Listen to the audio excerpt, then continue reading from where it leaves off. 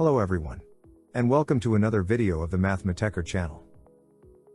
We would like to find out the derivative of each of the following functions. First, we have the function f1, which is defined by the expression f1, x, equals x squared plus 1, all to the power of 3. Then we have the function f2, which is defined by the expression f2, x, equals the square root of x squared plus 1. And thirdly, the function f3, of which the image equals in terms of x, cosine 1 over x. Since we're going to calculate the derivatives of these functions by using the concept of a composite function, let's have a quick reminder about the chain rule formula which expresses the derivative of a composite function in terms of the derivatives of its differentiable functions. So according to this formula, if we have a function v, which is derivable on an interval that we note capital J, and we have another function, u, which is derivable on an interval capital I, such that, whatever the value of the variable x within the interval capital I, its image by the function u, ux, belongs to the interval capital J. Or in other terms, the output set of the function u is included in the input set of the function v.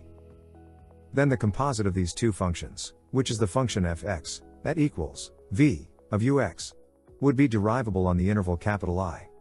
And we would have its derivative f prime of x equals the derivative of the function u, which is u prime of x, times the derivative of the function v, which is v prime of ux, for every value of the variable x within the interval capital I. Now to calculate the derivatives of our functions f1, f2 and f3, according to this formula, we will consider each of them as the composite of two functions. So the function f1 of x, that equals x squared plus 1 all to the power of 3, can be written as the composite of the two functions v1 and u1, such that u1 equals x squared plus 1, and v1 equals x to the power of 3.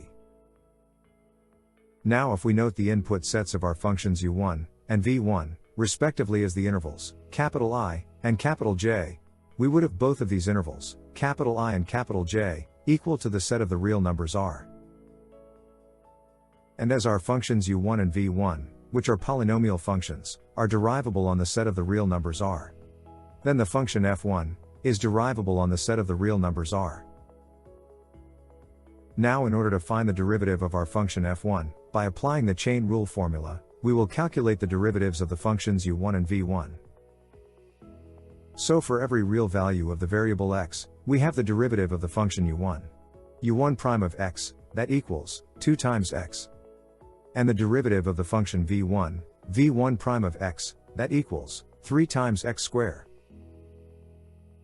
Therefore, by applying our formula on the functions f1, u1 and v1, we find that, for every real value of the variable x, we have the derivative of our function f1 prime of x, that equals 2 times x, times 3 times x squared plus 1, all square, which equals 6 times x, times x squared plus 1, all square. Now let's move on to the function f2.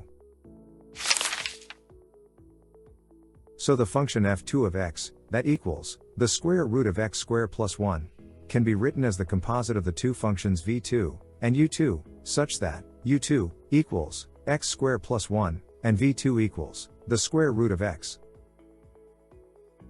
Now if we note the input sets of our functions u2 and v2, respectively as the intervals capital I and capital J, we would have the interval capital I equal to the set of the real numbers R, and the interval capital J equal to the open interval 0 to positive infinity.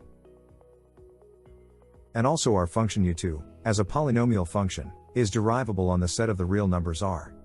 And the function v2 is derivable on the open interval 0 to positive infinity. And for every real value of the variable x, we have its image by the function u2 of x, which belongs to the open interval 0 to positive infinity, as the value of x squared plus 1 is strictly greater than 0 for every real value of x. Now as we did with the previous function, to find the derivative of our function f2, by applying the chain rule formula, we will calculate the derivatives of the functions u2 and v2. So for every real value of the variable x, we have the derivative of the function u2 prime of x, that equals 2 times x. And for every value of x within the interval 0 to positive infinity, the derivative of the function v2 prime of x, that equals 1 over 2 times the square root of x. Therefore, by applying our formula on the functions f2, u2 and v2, we find that, for every real value of the variable x, the derivative of our function f2 prime of x, equals 2 times x, times 1 over 2 times the square root of x squared plus 1. Which equals x over the square root of x squared plus 1.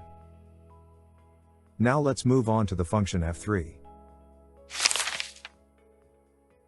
So the function f3 of x, that equals the cosine of 1 over x, can be written as the composite of the two functions v3 and u3, such that u3 equals 1 over x, and v3 equals the cosine of x. Now if we note the input sets of our functions u3 and v3, respectively as the intervals I and J, we would have both of these intervals, I and J, equal to the set of the non-zero real numbers. And the image of every non-zero real value of the variable x, by the function u3, is a non-zero real number. Now as we did with the previous function, to find the derivative of our function f3, by applying the chain rule formula, we will calculate the derivatives of the functions u3 and v3. So for every non-zero real value of the variable x, our function u3 is derivable, and its derivative u3 prime of x equals minus 1 over x squared. And for every non-zero real value of x, the function v3 is derivable and its derivative v3 prime of x equals minus sine of x.